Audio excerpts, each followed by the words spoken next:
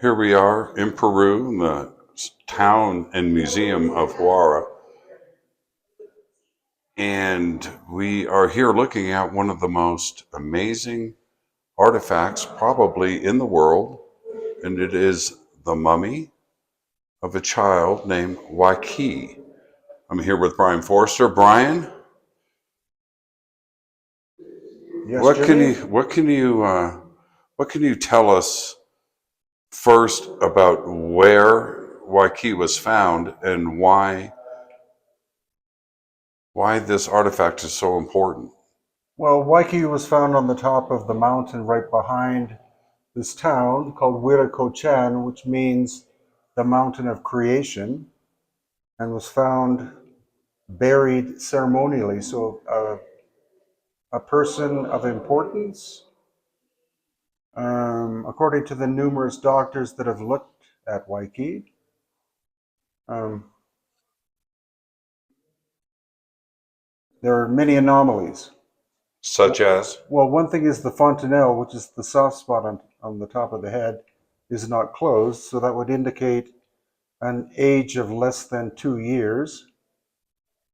And yet the dentation or dentition is that of a 7 or 8 year old, so that's an anomaly by itself. Which is the teeth. Yeah, and then also the eye sockets you can see are vertical and about 50% larger than normal. The rib cage is upside down. There are 5 sets of ribs, whereas we have 6. And so, according to some who've looked at Waikiki, they say that the organs would have been in different positions compared to us. The DNA testing indicated that the mother was Native American, but the father is completely unknown.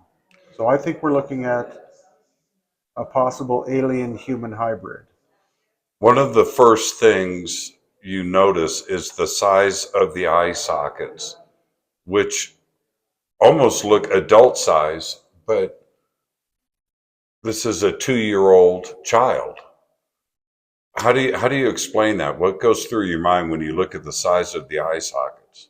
Well, again, I think it's a hybrid of some kind, Right. either Homo sapiens sapiens mixed with another Homo sapiens subspecies, or the successful mating of a Homo sapiens sapiens female with an extraterrestrial male. And the molars, the teeth look adult. They look like the teeth that I have right now, Well, they're the teeth of the 7 to 8 year old. not of a 2 year old. No, no. Now, the skull itself, it looks natural that this child was born this way. Yeah, it's at least 50% larger cranial volume than Homo sapiens sapiens. So that is not the result of binding. That's the result of genetics. Shouldn't shouldn't medical science take a hard look at this mummy and seek answers? Well, our friend Teo Paredes' family's hospital, Waikiki was taken in for examination, X-ray, MRI, everything, and all 6 of the doctors said, "I don't know what I'm looking at. I did not study this in medical school. This is not a disease. This is not head binding. This is something else." When we say alien, a lot of people backtrack. But you and I have interviewed a couple of medical doctors, right? Here looking at and they were completely perplexed, weren't they? They didn't understand what they were looking at. No, that's true. And also, we've had nurses come. There's one Australian nurse whose specialty is pediatrics. And when she looked at Waikiki, she said, "That's not us." And she just kept repeating that. "I don't know what it is, but that's not us." The face is perfect right on the front of a skull that was naturally born, that would suggest different DNA. I think this is beyond dispute. Yeah. And it's probably the only one of its kind on display, possibly in the world, that we're allowed to photograph and video.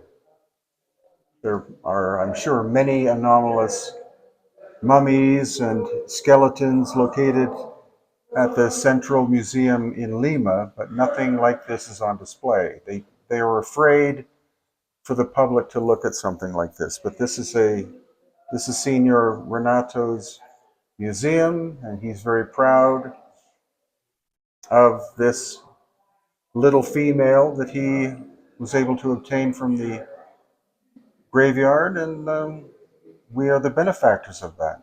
Now, there's a little bit of history. Let's just jump into this quickly. The Peruvian government wanted to take possession of this mummy, and Senor Renato went to court, didn't he? Yeah.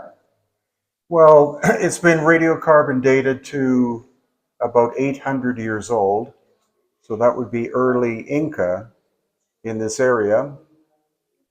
And the Ministry of Culture, when they found out that Huayqui was here, told Senor Renato that they were going to take it because it's pre-Columbian, and they were going to take it back to Lima. So he took them to court, and he won the ability to be the caretaker of the art of this little being. Absolutely incredible. And in this video, for everybody that's looking at the imaging, I'm going to guess that what you're looking at is probably 14 inches tall total, and the skull is probably from the chin to the top about 10 inches. And so, but the eyes and the front and the dentures and the jaw, that's only 2.5 to 3 inches tall. It's remarkable. Yeah, Remarkable. the skull is the size of the torso, if not larger than the torso. So it's completely out of proportion, Right. as compared to a human. We're here in Peru with Brian Forrester, Hidden Inca Tours, and you can visit hiddenincatours.com and come and hang out with us down here in Peru and see this extraordinary artifact for yourself. In June of 2025 and November of 2025. hiddenincatours.com.